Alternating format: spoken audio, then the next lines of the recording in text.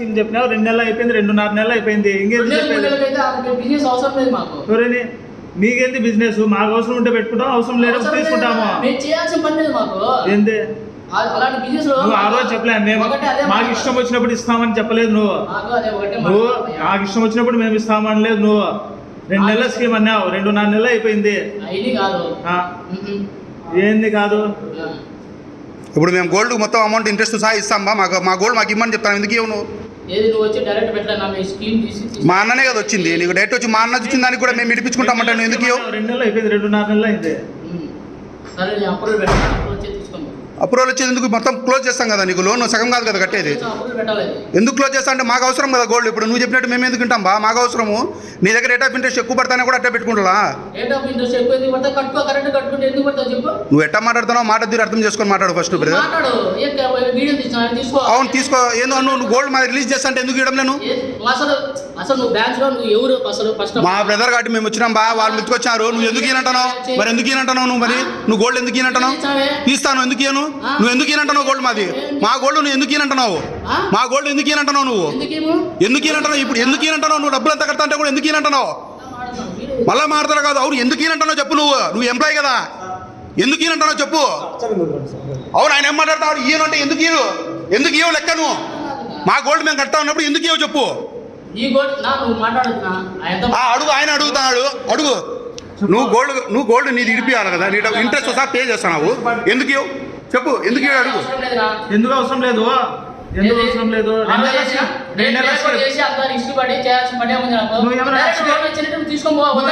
ఫ్రీగా చేసినావా?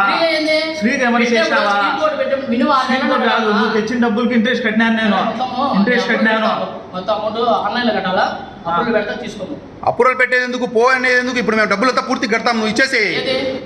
డబ్బులు పూర్తిగా ఇస్తాం, మొత్తం అంతా క్యాష్ ఇస్తాం. మొత్తం క్యాష్ తీసుకోమా? ఒక్క రూపాయి 20,000 క్యాష్ తీసుకుంటాం.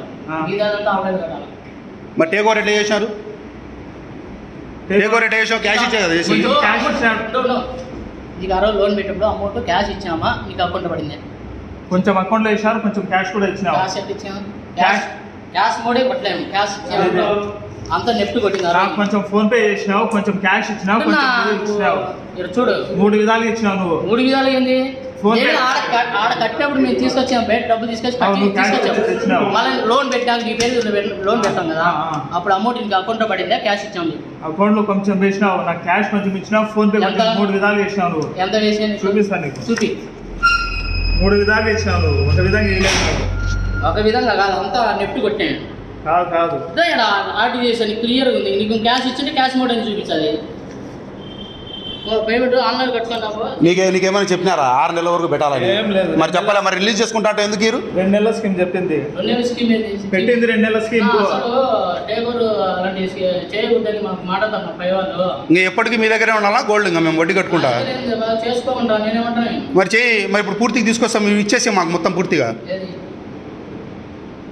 డబ్బులంతా తీసుకొని వస్తాము, ఇచ్చేసేయండి ఇప్పుడే. క్యాష్ తీసుకోమన్నా. ఎవరు? మరి మిగిలింది మీరేట్ ఇచ్చినారు క్యాష్ అంతా అక్కడ టేక్ ఓవర్కి? ఎక్కడ టేక్ ఓవర్కి నా అకౌంట్ వేసింది, మళ్ళీ అమౌంట్ లోన్ పెట్టేప్పుడు అడుగు కాబట్టి చెప్తాడు. వాడి నుంచి తీసుకున్నప్పుడు వాళ్ళకి ఎట్టిచ్చినారు బై? నువ్వు బయట పెట్టినావు కదా, ఆ నుంచి తీసుకున్నప్పుడు ఎట్టిచ్చినావు డబ్బులు? మరి వాళ్ళ క్యాష్ అప్పుడైతే వాళ్ళు క్యాష్ తీసుకుని రావచ్చు, మేము రిలీజ్ చేసుకుని వచ్చేప్పుడు అకౌంట్లో వేయాలా? క్యాష్ ఇచ్చినాడు. అక్కడ అమౌంట్ వాళ్ళు క్యాష్ మేము బయట అరేంజ్ చేసుకుని క్యాష్